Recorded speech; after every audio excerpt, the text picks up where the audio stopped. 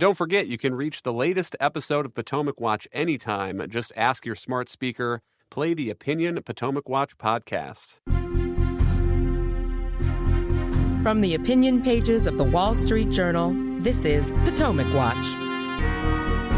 Welcome back. Let's turn to President Biden's response. This is a piece of what he said in an address on Monday. We reject the ICC's application for arrest warrants against Israeli leaders.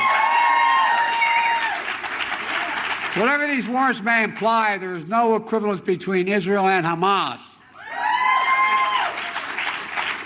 And it's clear Israel wants to do all it can to ensure civilian protection. But let me be clear. Contrary to allegations against Israel made by the International Court of Justice, what's happening is not genocide. We reject that. We will always stand with Israel and the threats against its security. Bill, I don't know about you, but that seemed to me like a decent statement from President Biden. That sounds like the President Biden that we saw on October 8th, but not the President Biden that we've seen in more recent months. Yeah, decent statements turn into indecent statements when they're not backed up. They're meant as political virtue signaling. Remember, this is just the latest move. The ICC was earlier, about 8 years ago, looking at investigating war crimes by our soldiers and so forth. It's always been a problem. This is the latest. And what did Joe Biden do when he came into office? He lifted the sanctions threat on the ICC leaders. He ought to impose sanctions on anyone involved in this effort against Israel or, frankly, other non-consensual allies to the ICC. Elliot, what's your view of what other tools the president and the United States have to put some pressure on the ICC here? The basics are sanctions on the prosecutor himself and his staff. You can try to restrict the organization that way. Moving beyond that, you have a series of options. One is sanctions on any individual, any entity that cooperates with the ICC in any way. That's serious stuff for a foreign bank, a foreign individual, especially throughout Europe, where the ICC is headquartered and where much of its staff hails from. So you can do a lot of damage there and sort of bring it to heel. But I think the other thing, and perhaps most critical, has to do with the ICC's funding itself, 2/3 of which comes from major U.S. allies. Japan, number one, but also Germany, the UK, France, South Korea. Most of these countries, I think all of them except France, host U.S. troops. And France trains with U.S. troops. So are they going to cooperate with an entity that has shown itself to be lawless in a way that, as we've seen with this open investigation of U.S. troops, they could prosecute American troops? They have no jurisdiction. The U.S. could say to these countries, cut off the ICC, or we may have to reconsider the placement of U.S. troops. There are all kinds of ways the U.S. can work with its allies here to threaten the ICC's funding. So, I mean, prosecutor Karim Khan was warned about this. He went forward with it anyways.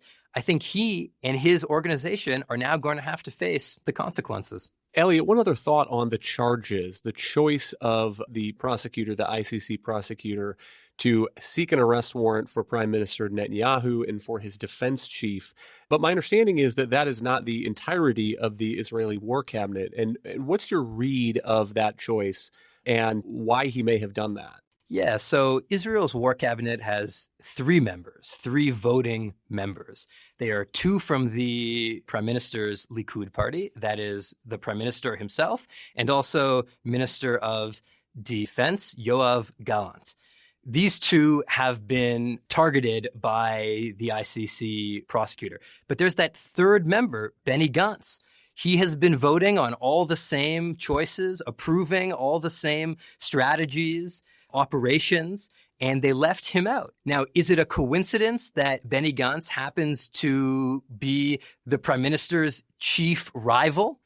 Maybe, maybe not. We can't know. But it's a little suspect to go after 2 of the 3 people involved who happen to be on one political side while leaving out the 3rd. The idea is maybe it's an effort to undermine Israel's government right now, which is a fairly shaky coalition government at the moment.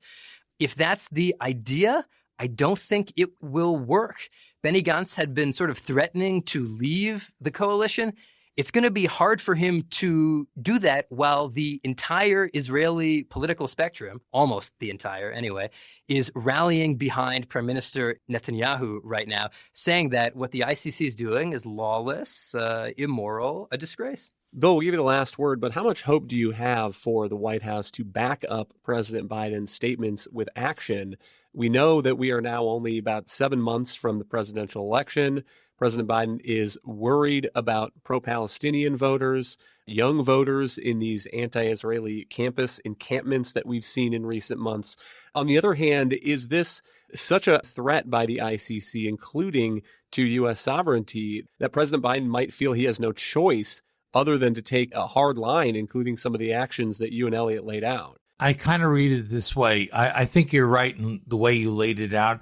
I have no confidence in Joe Biden doing the right thing and doing the things Elliot and I suggested out of principle. However, I think it's important for him because his biggest problem in the international realm is one of weakness. Everyone looks at him as an old man, and they worry that Putin and Xi Jinping will eat his lunch. I think this gives him an opportunity to look strong and gather some bipartisan support from it. I don't think there's any real feeling for the ICC among the American people. John Bolton, who opposed it long time in the various administrations in which he served, he likened the ICC to the international version of the Independent Council. I think this time they may have overstepped. He should use that. I think it would not only be good for America, it'd be good for Joe Biden by making him look strong, and he doesn't risk anything in terms of if he's worried about provoking Russia or provoking China. This is one gives him a clean opportunity to stand strong. And he's already said the words, let's see some action. Thank you, Bill and Elliot. Thank you all for listening. You can email us at pwpodcast@wsj.com. If you like the show, please hit that subscribe button, and we'll be back tomorrow with another edition of Potomac Watch.